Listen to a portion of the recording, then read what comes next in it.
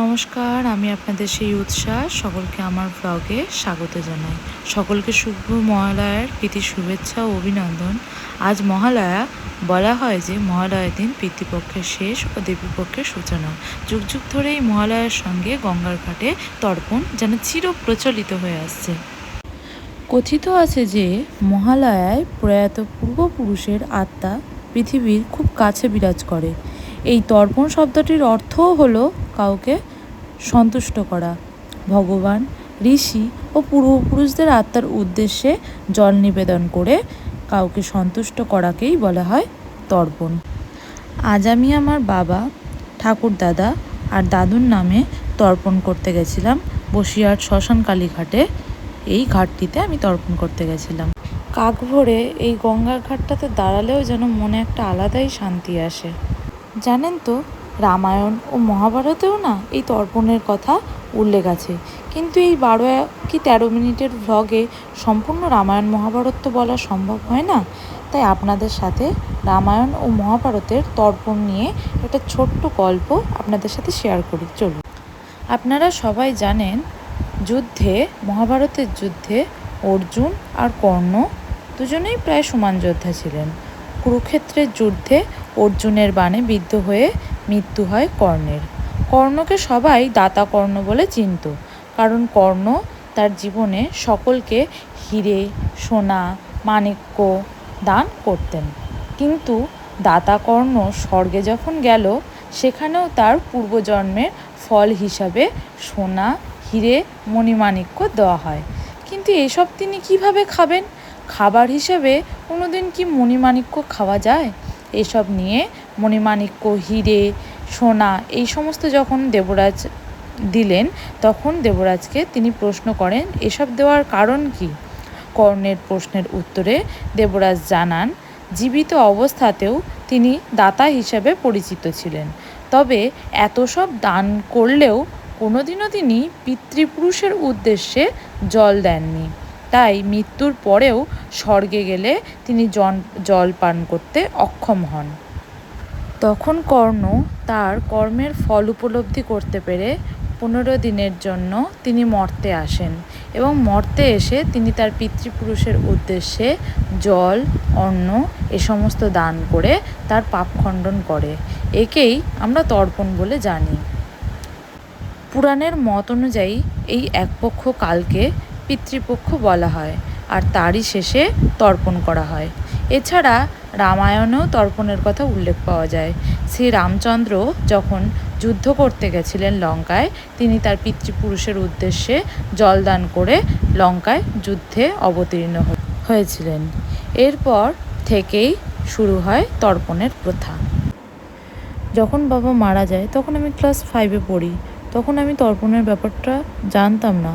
তারপর থেকে যখন তর্পণের ঘটনাটা জানতে পারি, আমি তারপর থেকে প্রত্যেক দিন মহালয়ার দিন আমি তর্পণ করতে আসি এই বসিরহাটে শ্মশান কালীঘাটে।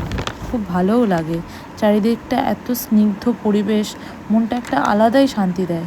বাবা মারাও গেছিলেন যদিও পুজোর আগে আগে, কিন্তু সেই সময় জানতে না পারার জন্য আমি আসতে পারিনি। তারপর থেকে আমি চেষ্টা করি, আমি যতবারই সুস্থ থাকি, সুস্থতা নিয়ে আমি তর্পণ করতে আসার চেষ্টা করি।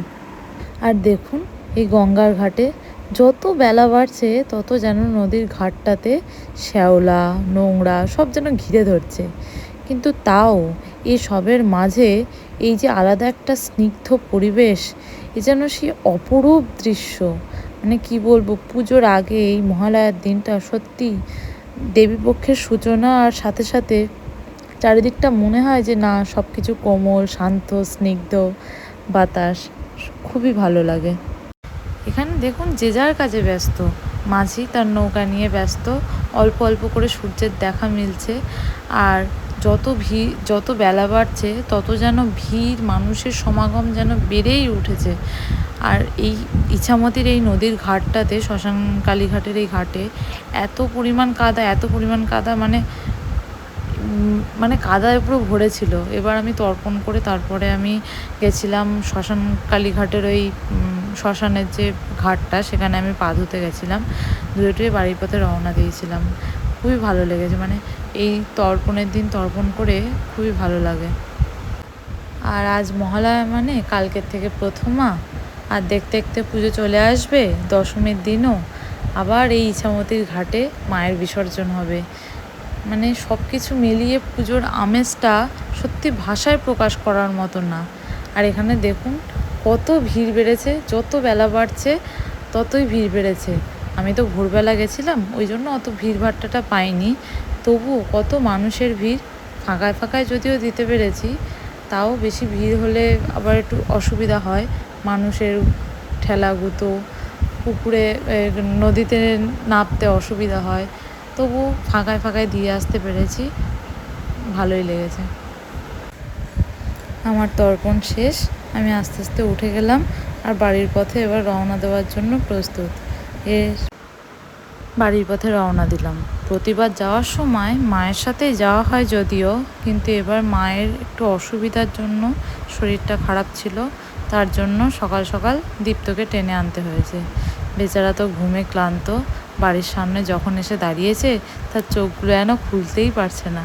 আহা, সকাল সকাল কষ্ট দিয়েছি, কিন্তু কিছু করার নেই, তাকে তো যেতেই হবে।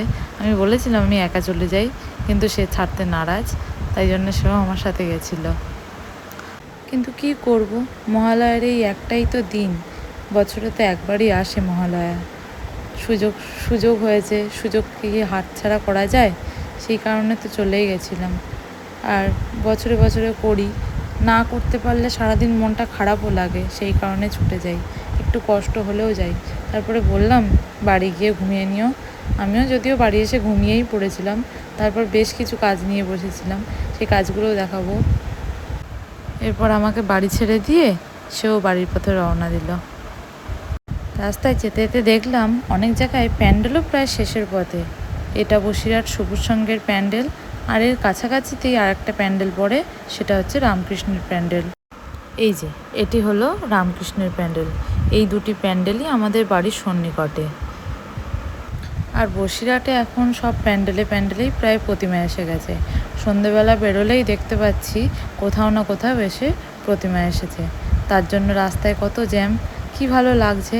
আবার এই বেশ কয়েকটা দিন পরেই প্রতিমা নিরঞ্জনের জন্য রাস্তায় জ্যাম হবে। দেখতে দেখতে আসবে, দেখতে দেখতে চলেও যাবে। বাড়ি এসে তারপরে স্নান করে, কারণ স্নান তো করতেই হতো, গঙ্গার ঘাটে প্রচুর বালি, ওখান থেকে এসে স্নান করে ঘুম থেকে উঠে তারপরে আমি এই জিনিসগুলো নিয়ে বসেছিলাম। এটা কেন করছি আমি বলি। আমার কলেজে আগমনী উৎসব রয়েছে, আর সেখানে আমার পাঠ হচ্ছে মহিষাসুরের পাঠ, অভিনয় হচ্ছে, একটা নাটক হচ্ছে, আর সেখানে আমি মহিষাসুরে অভিনয় করছি, আর তার জন্যই এই জিনিসগুলো তৈরি করছি। এটা একটা পাইপ, সেই পাইপের ওপর আমি চিকচিকে যে সেলোটেপগুলো হয় সেই সেলোটেপ লাগাচ্ছি। আমি মোট 2 হাতের আর 2 পায়ের জন্য তৈরি করেছিলাম। আর এদিকে আপনাদের সাথে গল্প করতে করতে আমার এই পুরো কাজটা শেষও হয়ে গেল।